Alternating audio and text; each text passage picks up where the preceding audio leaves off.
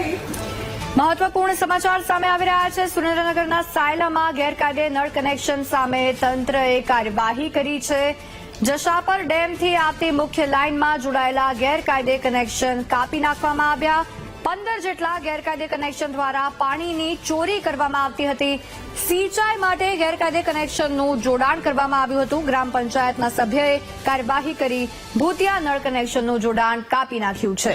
ગ્રામ પંચાયતના સભ્યએ કાર્યવાહી કરતા સરપંચની કામગીરી પર સવાલો ઉભા થયા છે।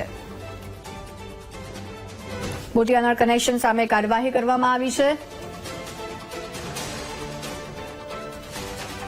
સુરેન્દ્રનગરના સાયલાની આ ઘટના છે। જશાપર ડેમથી આવતી મુખ્ય કનેક્શન લાઇન કે જ્યાં પાણીની ચોરી થતી હતી। ગેરકાયદે કનેક્શન 15 જેટલા હતા કે જ્યાં પાણીની ચોરી કરવામાં આવતી હતી।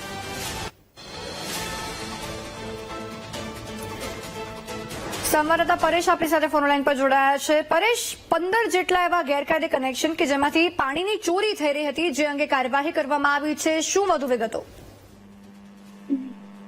ચોક્કસ જણાવી દઈ તો સાયલામાં એક બાજુ પાણીની વિકટ પરિસ્થિતિ છે। 15 દિવસે પાણીનું વિતરણ થઈ રહ્યું છે, ત્યારે આવા ગેરકાયદેસર કનેક્શનો ગ્રામ પંચાયતના સભ્યો દ્વારા કાપી નાખવામાં આવ્યા હતા।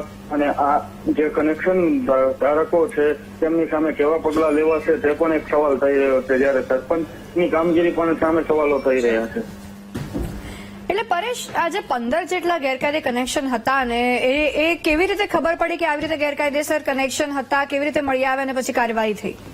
જશાપર થી જે પાણીની ટાંકી સુધીની લાઈન, જે મેઇન લાઈન નાખવામાં આવી છે, જે સાયલા શહેરને પાણી પૂરું પાડે છે, જેમાં પાણીનું આવરણ ઓછું થતા સભ્યો દ્વારા તપાસ કરી હતી।